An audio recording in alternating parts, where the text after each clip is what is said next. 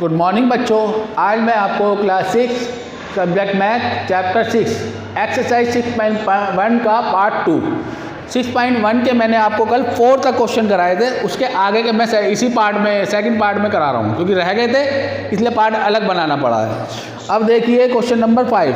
इसमें आपको टेबल बनी हुई दे रखी है, प्लेस और टेम्परेचर। मैंने कल भी आपको बताया था, अगर लो टेम्परेचर है तो माइनस में, अबव है तो प्लस में। पहला है आपका 16 अब सिचाइन में आपका ब्लो है तो ब्लो में आपका -10 डिग्री आएगा। ठीक है, सियाचिन क्वेश्चन नंबर 5 ए पार्ट। ठीक है, अब सियाचिन में प्लेस जो है आपका सियाचिन है, अब सियाचिन का जो है आपका ब्लो 10 डिग्री है तो -10 डिग्री। ठीक है, अगर ब्लो है तो प्लस में आएगा। शिमला, ये भी आपका ब्लो है शिमला, तो ये -10 डिग्री। इसके बाद है आपका अहमदाबाद।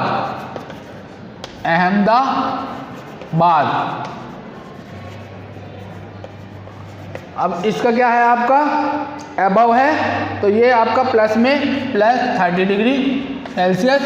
इसके बाद है आपका दिल्ली,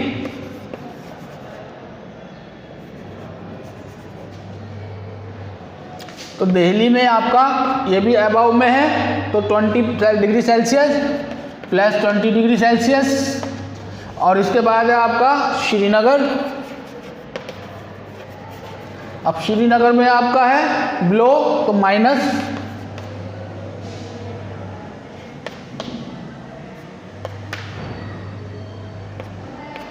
डिग्री सेल्सियस। ठीक है, इस तरह से आपको ये ए पार्ट वाला हो गया। अब बी पार्ट में following the represent temperature in degree, इसमें नंबर लाइन दे रखी है, इसमें सिर्फ आपको इसमें नाम लिखने हैं। तो ये नाम आप स्वयं लिखेंगे अपने आप, कौन सा कितने डिग्री पे है। जैसे -10 डिग्री है तो -10 डिग्री देखो कहाँ पर है आपका।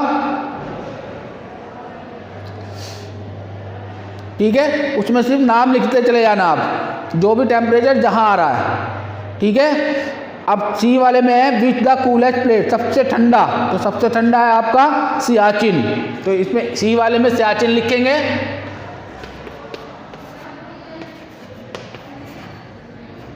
ठीक है, और डी वाले में आपका दिल्ली और अहमदाबाद, ये आपका हॉटेस्ट है।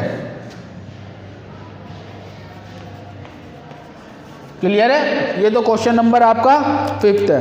अब क्वेश्चन नंबर 6 देखिए, ध्यान से देखेंगे। ये तभी समझ में आएगा जब आप बुक को साथ में रखते चले जाएंगे। ठीक है, अब देखिए क्वेश्चन नंबर 6।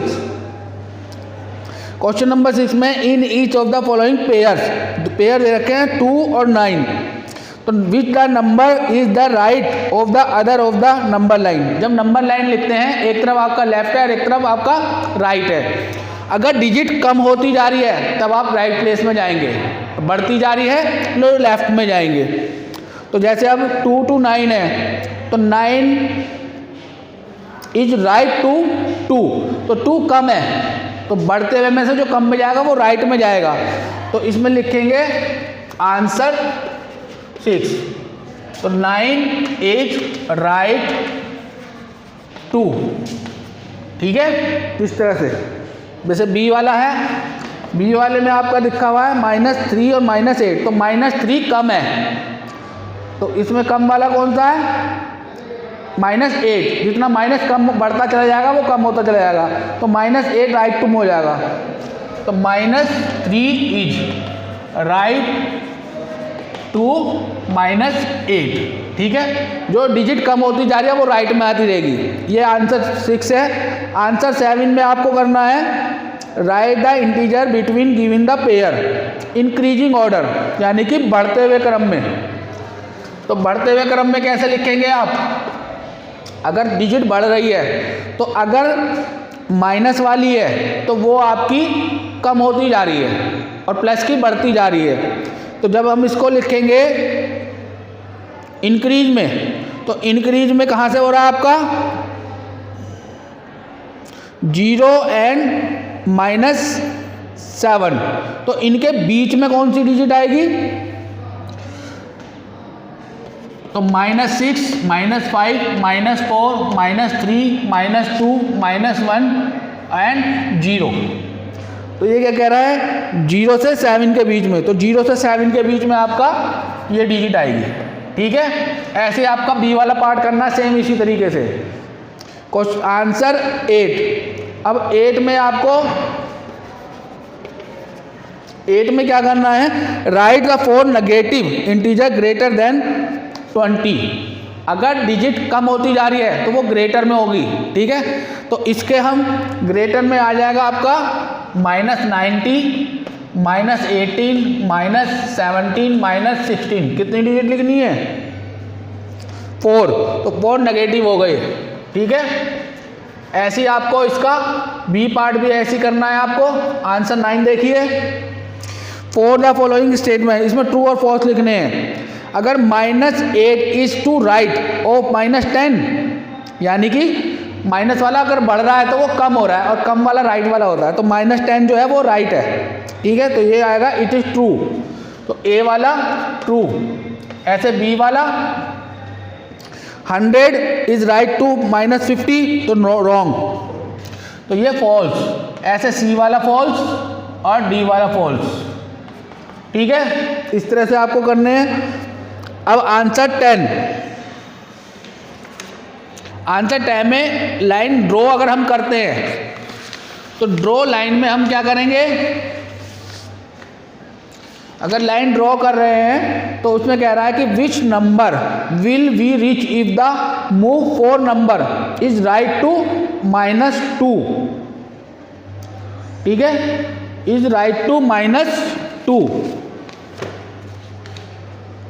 तो कितने स्टेप जाएगा वो? तो उसको हम नंबर लाइन में लिखकर दिखाएंगे।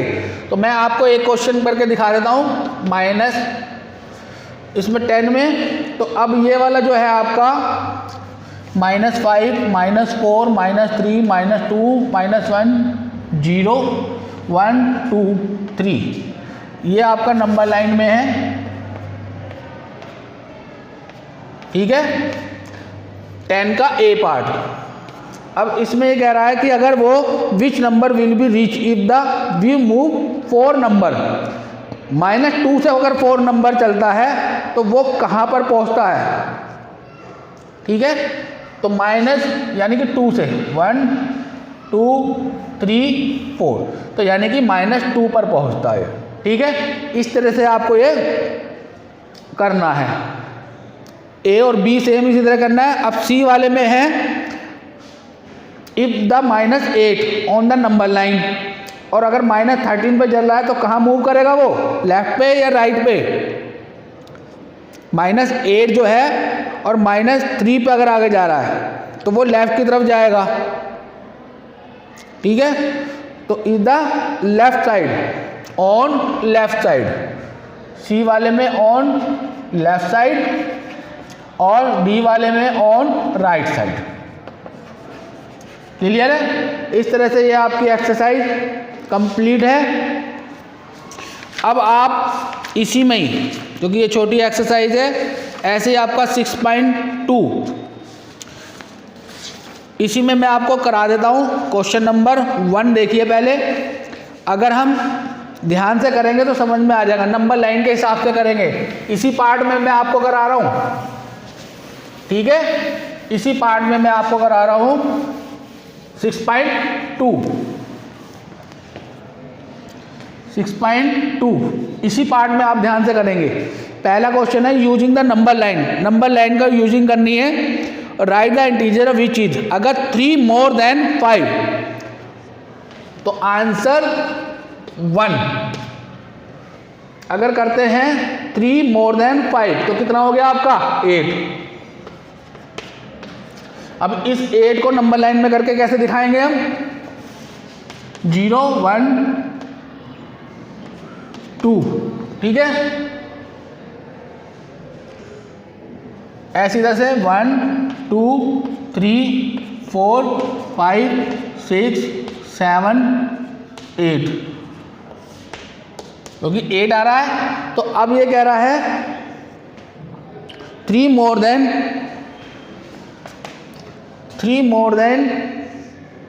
5, तो 3 more than 1 2 3 4 5, ठीक है।